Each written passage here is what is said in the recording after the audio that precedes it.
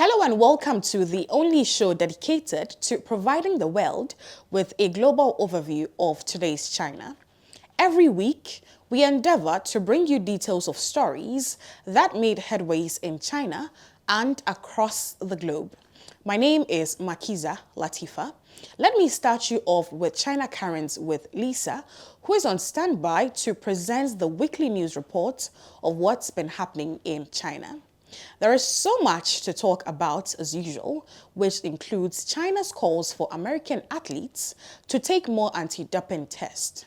You'd recall that last week, we spoke about China criticizing the US for intimidating the World Anti-Doping Agency during the Paris Olympics. Also coming up today is the British Foreign Secretary's planned visit to China, and then China's calls on the international community to help Sudan alleviate its humanitarian crisis. Let's get rolling. China Currents is a weekly news talk show from China to the world. We cover viral news about China every week and also give you the newest updates on China's cutting-edge technologies. Let's get started.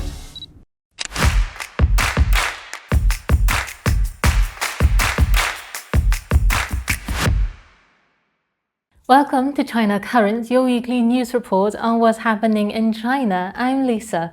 In this episode, the Chinese people now have their own version of Starlink. China called for American athletes to take more anti-doping tests. The Chinese Navy has responded to provocations from the Philippines. China calls on the international community to help Sudan alleviate its humanitarian crisis. The British Foreign Secretary plans to visit China. Let's start with the news that might worry Elon Musk the most. On the 6th of August, a Long March 6A rocket lifted off from the Taiyuan Launch Center and carried 18 satellites into orbit. This kicks off China's ambitious project called Thousand Sails. In 2024, the project plans to launch 108 more satellites with a goal of deploying 648 satellites in the first phase. By the end of 2030, the network will offer global coverage with the ultimate aim of connecting mobile phones worldwide via 15,000 satellites, allowing you to browse TikTok in the middle of the Sahara Desert. The program is operated by Shanghai Spacecom Satellite Technology Limited, and it's not just about reaching remote areas. The Thousand Sails network will also enhance internet speed in regions that already have coverage. For example, satellite communication from Shanghai to New York over a distance of about 150,000 kilometers will have a latency of around 50 milliseconds. That is faster than submarine cables, which relies on multiple routers and undersea cables. The Thousand Sail project is also a more economically friendly method for developing countries to enjoy faster internet. Currently, communication base stations cover less than 6% of the global surface area. Although 5G internet is faster, the surface area provided by a 5G base station is smaller than a 4G base station.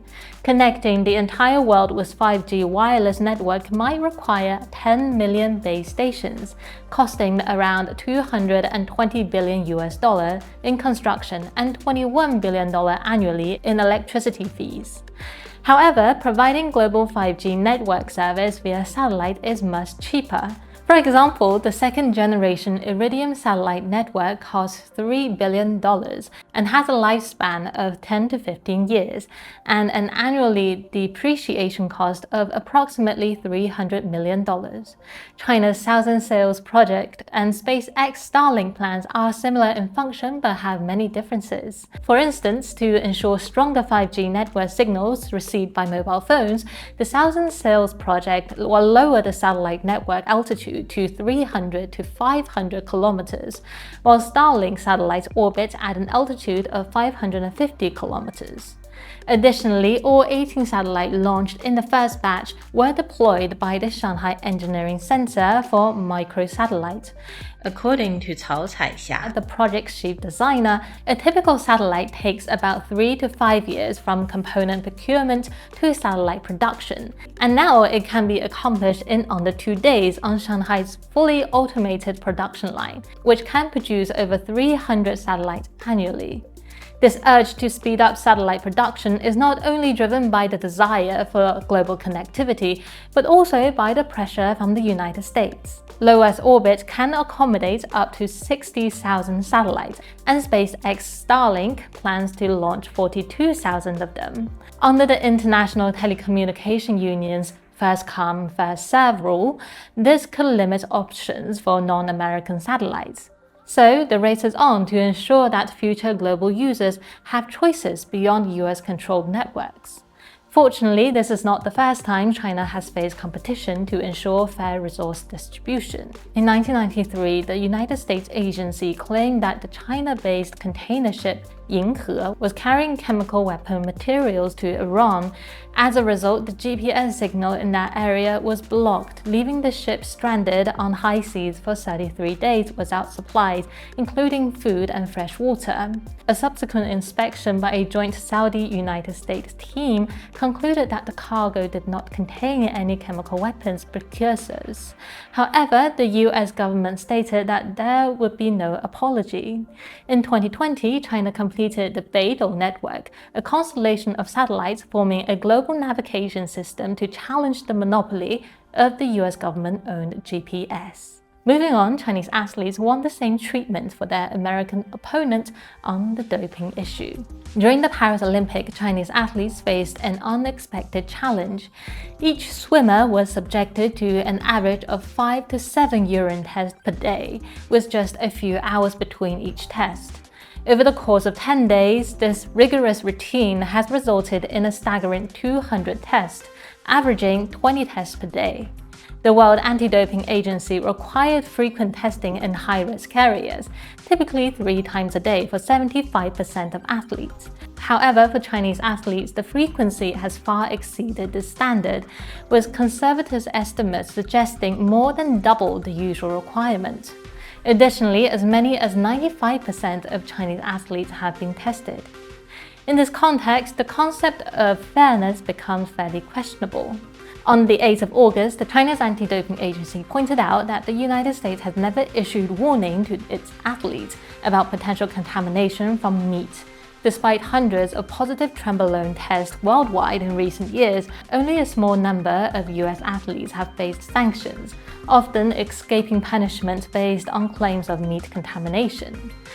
19 is not the only athlete who has been cleared by the United States Anti-Doping Agency under unusual circumstances.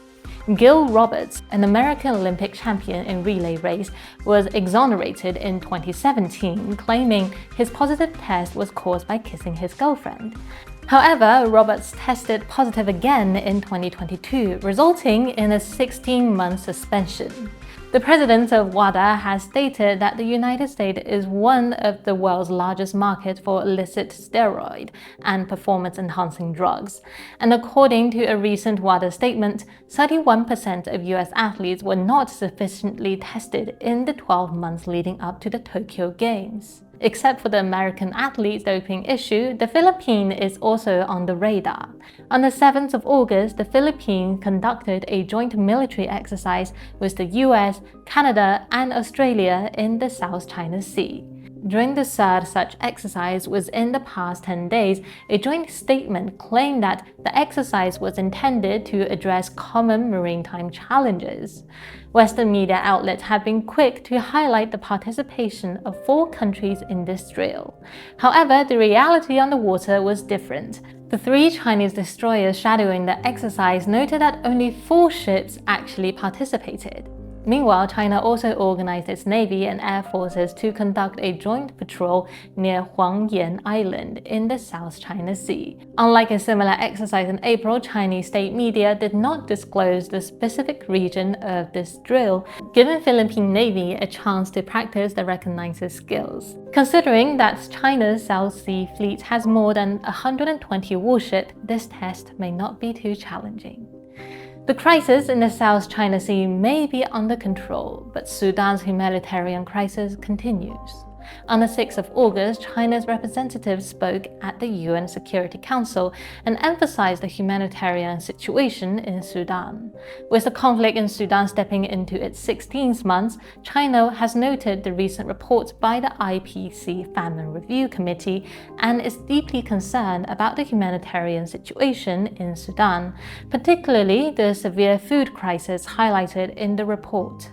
Since the outbreak of armed conflict in Sudan, the Chinese government has provided emergency humanitarian assistance worth $1.37 million, including 939 tons of rice. China called on the international community to take more concrete action, adding that these actions should avoid using humanitarian assistance and food security as a tool for pressure or sanctions. Next, let's focus on another international news. Following the visit of Italian Prime Minister Giorgia Meloni to China at the end of last month, the UK's new Foreign Secretary David Lammy also plans to visit China. According to Bloomberg, on 6th of August, Lammy is considering a visit to China as part of the new Labour government's effort to recalibrate UK-China relations. He met Chinese Foreign Minister Wang Yi in Laos at the end of July. Both of them expressed a desire to promote long-term communication. The UK government has shown its interest in mending relations with China a month ago. Before becoming the Prime Minister, Keir Starmer said his government would carry out what he described as an audit of UK-China ties as one of the first things that we will do. However, just last month, the new head of the UK Army claimed they're getting prepared to fight a war with China, Russia, or Iran in 3 years. So, the US government has to decide which agenda to prioritize if it wants to achieve a 3-year trade and investment plan just like Italy. And that is all for today. Thank you for watching this episode of China Currents. If you have any thoughts or comments about our show, please reach us at the email address below. We look forward to hearing from you and see you next time. Thank you, Lisa, for the updates. Let's now move on to the Thinkest Firm, where we have our scholars and thinkers presenting to us their brilliant ideas about China and its relations with the rest of the world. Today's edition of the Thinkest Firm features a leading thinker in EU-China economic relations, who is also a professor of international economics at the Nyenrode Business University, Heiko Ebbers, and a professor of international relations at the Renmin University of China, Di Dongxin. And their discussion revolves around China's economic development because, in recent years, Western media have promoted the China peak theory. Let's listen to this insightful interview between both scholars. Hi, Professor Di. Thank you for attending this meeting, and I'm looking forward to our discussion to come. My pleasure.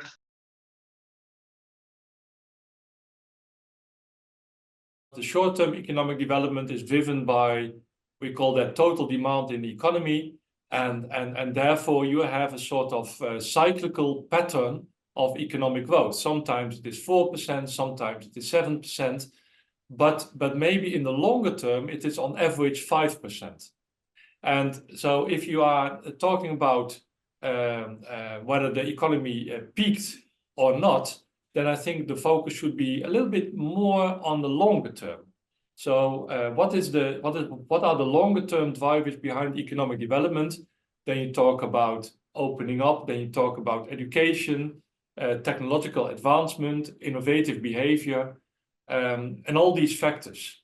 And then I think you may come to another conclusion, that still there is a lot of potential for the Chinese economy to continue economic development, maybe not based on labor force, maybe not based on all kinds of easy drivers, but on elements like, again, innovative behavior, productivity, efficiency. And I think there is still some room for that. Obviously, I agree with the professor said, as you mentioned, that in the short term, economic performance is driven by demand. Yeah, but long term speaking, it's driven by investment. Yeah. So it's related to competitiveness, and the long-term global competitiveness is related to your investment on which sector, and whether it's efficient, whether it's related to the technology improvement. But between them is the debt. The short-term economic growth is driven basically, if we word, is driven by the debt. In the past several decades, the whole world economy is driven by the debt, especially by the U.S. debt. The whole U.S. nation is either the public sector or the private sector or the company sector, or the financial sector. They expanded their debt, and the whole world economy is following, following to pump up. And China benefits from the growth of the U.S. debt. Because as we see that some of the Japanese-owned or Korean-owned or American-owned business is moving, is diversifying their investment, diversifying the purchasing of the supply chain from mainland China to some other areas like Southeast Asia or South Asia or Mexico and so on. That's something making some difference on Chinese economy in the recent years. But more importantly, if we look at the fact that if we compare the economic size of total economy to the United States and China, okay, we have more than 3 to 4 times of the size of population. And we have Chinese citizens working very hard, very diligent, at least as diligent, as hard as Americans. And we have a huge population, well educated. So why the Chinese economy still only 65% of US's GDP? That doesn't make sense. You have bigger size of population, and the quality of the population is not poorer than others, than the United States. So why your economy is much smaller? So my explanation is also about the debt issue, deglobalization era since 2008. And especially recently, the decoupling or deglobalization process is speeding up. So that hurt Chinese economy to some extent. But the problem is, I do not agree with the so-called China peak perspective, because at the end of the day, it's not only United States, but also Chinese government could also borrow more and more money to put the money to improve the social welfare. From long-term speaking, I agree with Professor that China, still we are going to have another wave of long-term growth ahead. But the difference is before it's driven by the U.S. expansion of debt. And in future, it should be driven by the Chinese growth of the debt. My impression is that as long as activities in the supply chain that does not create so much value added in the Chinese economy, it does not hurt the economy so much, because we want to get away from low value added assembly activities clearly in the supply chain. So if we move on the smiling curve away from assembly, and that these activities are moving away to Vietnam or to other places, I think that is even a positive element of the longer term Chinese economic development. Since 1992, China introduced a lot of FDI from Southeast Asia, from Japan, Korea, and also from the United States and Europe. It's a process of FDI coming to expansion the global supply chain, especially East Asian supply chain, and China was weaved into the smiling curve, as you mentioned. We were at the bottom. We were doing the processing and re-export industry. So the added value is really low, and hence the Chinese people's salary and consumption is really low. That's something interrelated. But nowadays, as I mentioned, the quality of the population has improved dramatically, especially given the fact that every year we have nearly 10,000 students, and 60% from STEM disciplines. We have such a big, high level, or at least the middle level labor supply. But the reality is the demand for such a labor market is still structurally as a mass matched, because we still have so many factories, but we cannot create enough jobs for in the office buildings for these young kids. So hence, it's a natural process that China is graduating. I call it graduating from this process industry of the supply chain owned by the foreigners, foreign global capital.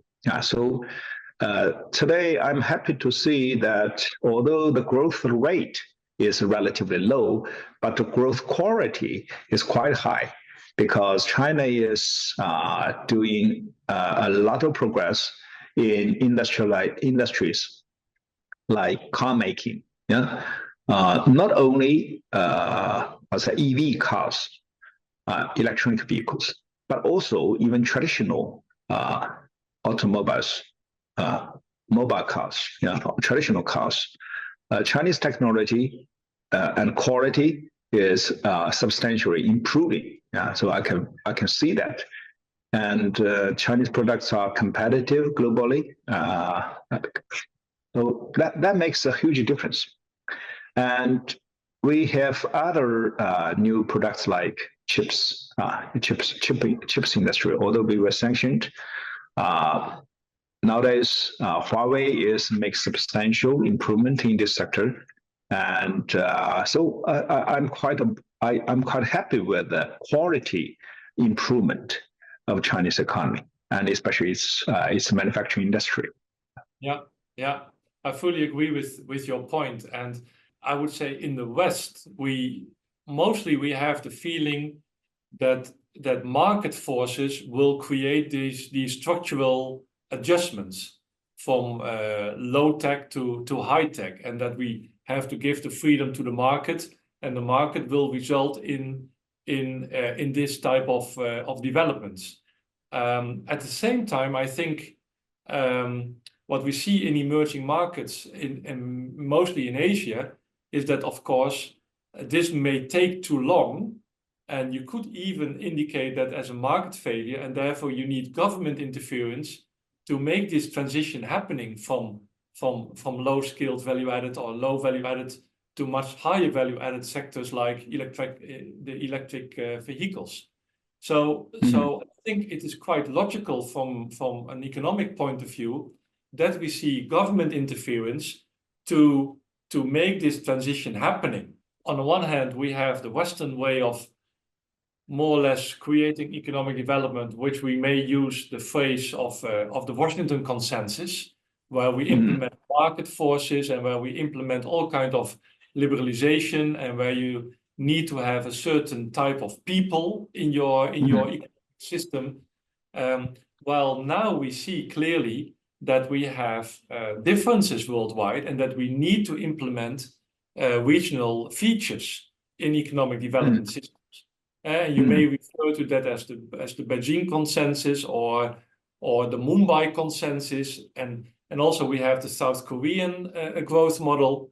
And I think we need to emphasize that this Washington Consensus is out of context today, also in Europe, because we more and more think that a big market also needs a big government, and that we cannot have only the emphasis on market forces, but that we need to have government intervention. Do you think that this also relates to, in many cases, the middle income trap discussion? Because the idea is that to escape the middle income, trap. You have to have a sort of, I would say, growth factors which may generate increase of efficiency and productivity to make the jump from middle income to rich income. China is on the edge now of the higher middle income country towards the rich, and then it is linked to the way of innovative behavior, how you can make that jump. There, I think also you see this combination of indeed belief in market forces, but at the same time the belief that this government interference is needed, and that efficient government is needed. And if you look at countries like Brazil, you see that maybe the government is too big and therefore not efficient, while in other countries maybe the government is too small, maybe in the US. So finding an optimum government which fits into the stage of your economic development process. As what we see is many developing countries, or many countries who get partially developed. In the process of industrialization, they produce and export something, but they failed to upgrade its industry to a more sophisticated and more added value ones. As you mentioned just now, Brazil and some of the Southeast Asia countries. In 1980s and the early 1990s, they did quite well, but at the end of the last century, they failed and there was stagnation. They believed too much in the market. They ignored the importance of the government. When you first get industrialized, for the first part of industrialization, the government policy should should be preferential, or take care of the capital owners, especially the real business owners, to help them to be competitive, and inevitably at the cost of its own people's welfare. So we look back on the history over the past 200 years, include Great Britain, including mainland Europe, including Soviet Union or many other nations. A successful industrialization process, the first part is about depriving the ordinary people's social welfare and subsidizing the manufacturing, subsidizing the export. Almost inevitably. But if you do not reverse the first trend, you will be in the so-called middle income trap. Because, as I mentioned, if you always take care of the business owners, and then the result is the overwhelming majority of the population is to be affording and to be able to purchase in your own products. So if you want to really get great, a great transformation from the middle income to a high income, then you will have to put a lot of resources, compensate the ordinary people, to make them, to enrich them, or not necessarily get them rich, but make them able to pay for the products, for the high quality products that they themselves made. So it's like a zigzag. First you have to go right. The policies go right, the so-called political right. If it's right, you are take care of the rich people. You take care of the business owners. You are inevitably depriving to some extent your own ordinary people's social welfare. Then the second part, you should be turned left to compensate the losses of the ordinary people, to make them be able to do and at the same time, of course, you have to invest heavily on the research and development to help the ordinary business in this process, it would be cruel to ordinary business, because that means a lot of business owners will fail. The right side angle and the left side angle, they both need the government interference. So that is precisely why what you said before, that just having the paradigm of more market and less government, and that more market means automatically less government, that is a paradigm which we should not follow. We should follow the paradigm of market needs government and government needs markets, obviously. And this type of pragmatism, how to implement government policy in a very pragmatic way, sometimes to the left, sometimes to the right, I think is also a key element in making this jump to and away from the middle income trap. Everybody is competing, climbing the ladder, and only very few people, very few nations are able to climb to the highest place.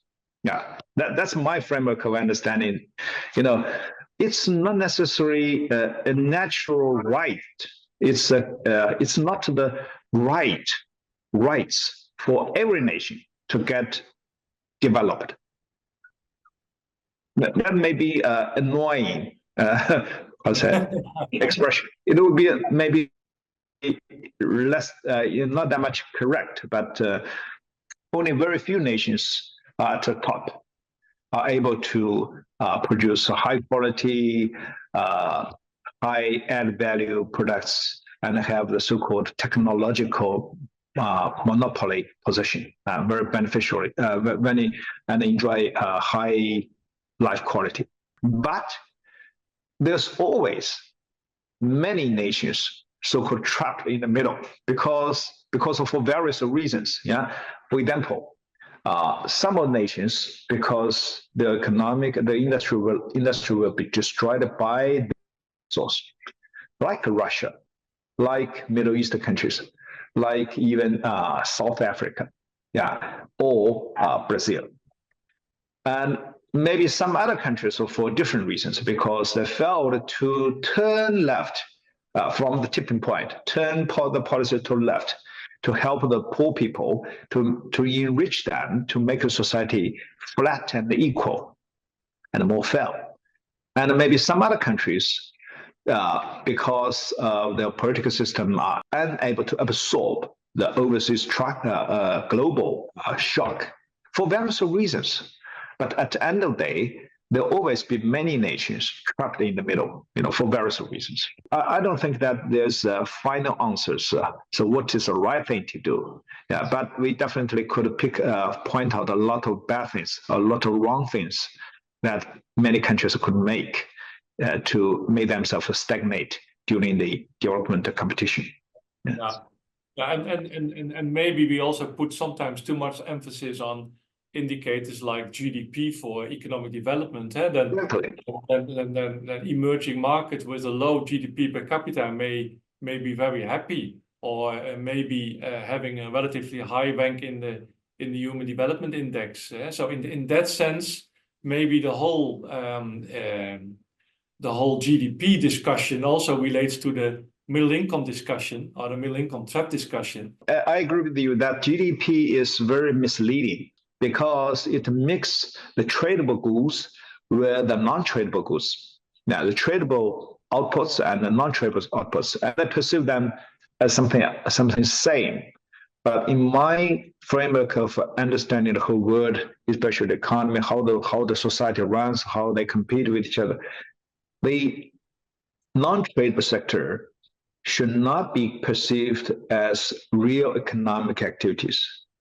I perceive non-tradable sector, like, for example, services in the restaurants, services in the hair cutting services, that kind of things. They should not be perceived or counted as wealth creation. They should be perceived as wealth redistribution, because cutting a hair, have your hair cut by someone in the neighborhood, it's non-tradable, yeah? The price depends not on the service quality, but only depends on the average income of this neighborhood. So get your haircut in your hometown, for example, in Amsterdam or in Hague, it should be 20 or 30 euros. Am I right? Today even 40 euros, yes. 40 euros. But have my haircut in like city like Beijing is, let me count, maybe 5 euro. Maybe 5 euro. Okay. But if the same barber is the guy who have, the salesman, and the same customer, the same process of labor, same service. If the place moves to Africa, to South Asia, you see, the price could be 40 times the difference. Why? It's mainly because it's only a process of redistribution amongst neighborhood members instead of real creation wealth. So any nation, my observation is, my conclusion is, any nation, if you want to get your economic developed, you will have to get something tradable, get something tradable, be competitive in at least one tradable sector. Now, for example, manufacturing, of course, we all know, but some other sectors, like financial sectors, finance is also tradable goods. Finance service is also tradable goods. It also could enrich your region or your country. Now, of course, it has shortcomings. And even like gambling in the casino industry. Gambling and the casino industry, although morally is bad, at least East Asia as a standard, it's a really bad thing. But it's also a tradable sector. And because it will help that region to get money, to make money from other regions. Then you could get rich by these sectors. But in today's GDP calculation, it's really misleading because you put this tradable sector and the non-tradable sector together. That's my framework. I fully understand your way of thinking, and we as economists, we always make that distinction between, let's say, the GDP per capita in nominal terms and the GDP per capita in purchasing power parity, to make sure that the lower price of the haircut in China should be increase the purchasing power of the person, of the people, compared to what you normally would have in nominal terms. So we are making a differentiation between tradables and non-tradables, and we put that in the GDP per capita in nominal terms and purchasing power. But maybe in line with your view, it is not so much income earned or value added, but it is more the reallocation of income. Exactly. That's my point. Actually, I disagree with the GDP calculation, and I do not agree with the GDP PPP calculation, because according to some research, the PPP also misleading. Purchasing power parity is also misleading, because if you define something, if you use a PPP term, that implies that countries like India, their currency is undervalued. Am I right? Yeah. If you say PPP is, for example, India is, I don't remember right now, for example, $3 trillion economic size GDP. And if it's PPP is like 4.5 trillion, okay, that implies that its currency is undervalued like 33%, for example. Yeah. Or 50%, let's say. So that makes people think that potentially that Indian currency are going to be appreciating against the US dollar in the coming years. But in fact, no.